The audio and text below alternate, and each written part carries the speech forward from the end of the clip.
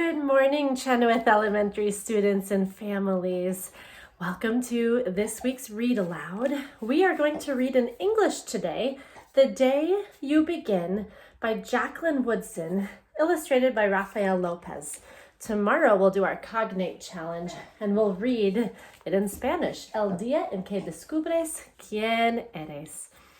The day you begin. And if you notice, there's a little sign behind me before we start today. It says, do what your ELD teacher says. If you have not yet subscribed to North Wasco Elementary ELD YouTube page, you should do that as soon as you can. There are lots of fun read-alouds from other teachers around the district. And there's a really fun music video from Miss Jenny, Miss Mairéad, and some other ELD teachers to the tune of Do What Mark D. Pencil Says. I'll give you a little preview. Listen to the beat and nod your head and do what your ELD teacher says. If you want more, subscribe to our YouTube channel. Again, you search North Wasco Elementary ELD. And all you have to do is subscribe and you'll see lots of fun videos. Okay, today's book, The Day You Begin. And we're going to talk about what you might begin today. The artwork in this book is just beautiful. For Sia, Nell, and Josie. There will be times when you walk into a room and no one there is quite like you. Has that ever happened to you? Me too. Maybe it will be your skin, or your clothes, or the curl of your hair. Have you ever felt like you were different and everyone else was the same? Me too.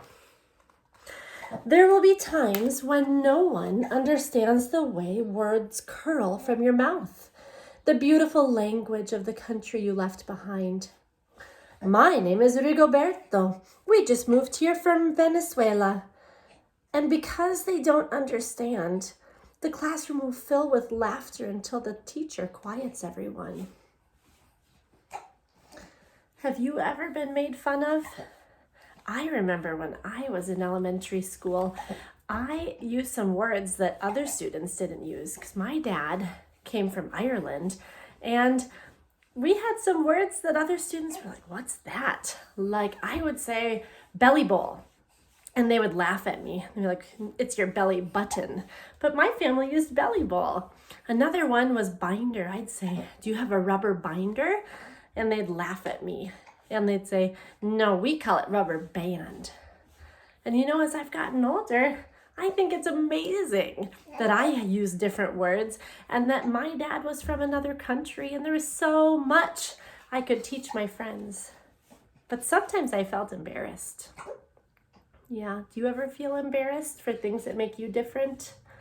I hope not, because what makes us different is what makes each of us amazing and special. Rigoberto, from Venezuela, your teacher says so soft and beautifully that your name and homeland sound like flowers blooming, the first bright notes of a song. Have you seen any flowers blooming this week? You should go out on a walk with your family and see how many different colors of flowers you find. There are a lot here in the Dalles. There will be times when the words don't come. Your own voice, once huge, now smaller. When the teacher asks, what did you do last summer? Tell the class your story. We went to France, Chayla says. These shells came from a beach in Maine. A boy named Jonathan holds out a jar filled with tiny shells so fragile they look like they'll turn to dust in your own untraveled hands. My whole family went to India, Spain, South Carolina. Each souvenir a small triumph of a journey. Their travels going on and on. What souvenir does she have? You're right, she doesn't have one. I wonder how she feels. Maybe a little jealous, maybe a little sad. That's what I think. And as you stand in front of the room, you can only remember how the heat waved as it lifted off the curb, and your days spent at home caring for your little sister who made you laugh out loud and hugged you hard at nap time. You can only remember the books you kept on reading long after she had fallen asleep. And in that room, where no one else is quite like you, you look down at your own empty hands and wonder, what good is this when other students were flying and sailing and going somewhere? Yeah, she does feel sad. There will be times when the lunch your mother packed for you is too strange, too unfamiliar for others to love as you do. What do you think they're looking at? Why? Yeah, and how is that making her feel? When even your friend Nadia will wrinkle her nose and say, "What's in there anyway?" And you'll wonder how she doesn't see the rice beneath the meat and the kimchi. Yeah, kimchi is a kind of, it's like in a vinegar sauce. It's really yummy. Beneath the meat and kimchi, and I think it's made from cabbage. You'll wonder why she doesn't remember that rice is the most popular food in the world. Do you like any foods that your friends don't like? Really? I'd like some of that right now. There will be times when the climbing bars are too high, the run is too fast, too far, and the game isn't one you can ever really play. I don't want him on our team. You can watch. Maybe you can have a turn later. Have you ever felt left out like this boy? I kind of feel that way right now. When we can't see our friends, we can't do anything, and others aren't playing, right? Because the playgrounds are closed, but it kind of feels lonely right now. I wonder what we can do to feel less lonely. There will be times when the world feels like a place that you're standing all the way outside of. Maybe you feel that way right now. And all that stands beside you is your own brave self. You're pretty amazing. Steady as steel and ready, even though you don't yet know what you're ready for.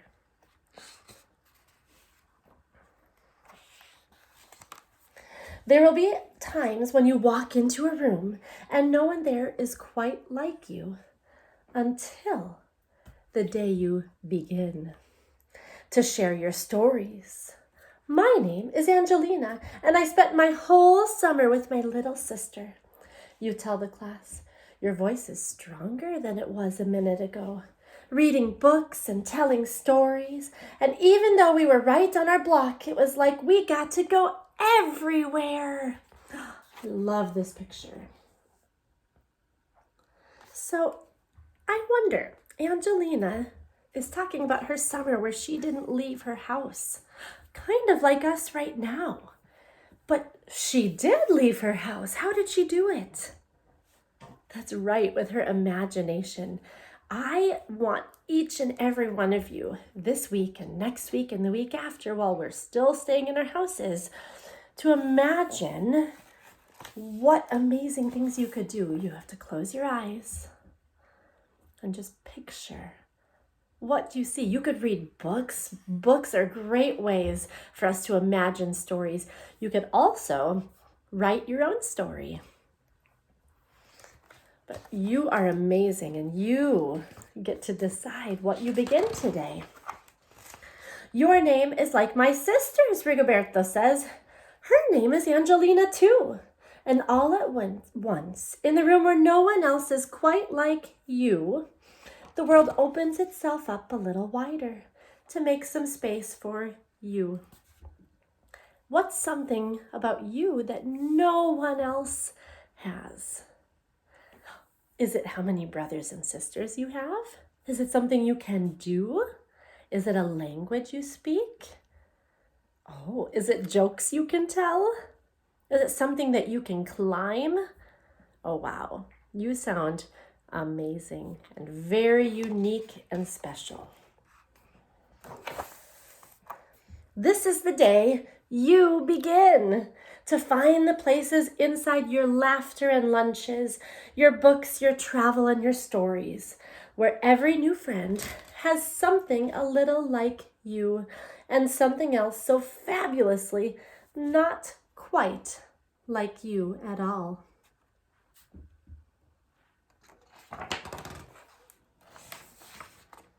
The end.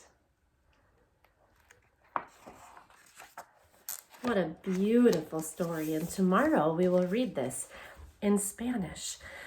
Now, what I would love for you to begin today is I think you should be writing down what you're thinking about, maybe a story you want to write. So I am going to begin today, and I promise I might not do it in my notebook, but I might do it on my Google Chromebook that my teacher gave me. Maybe I'll share it with my teacher. Maybe I'll do it just for me. But writing about this experience we're having while we're all sheltered in place, we're all in our houses, you should tell your story. And maybe it'll be a make-believe, an imaginative story. Maybe it'll be just what you're thinking and feeling. So you could start every day by either writing the day, how many days we've been not at school.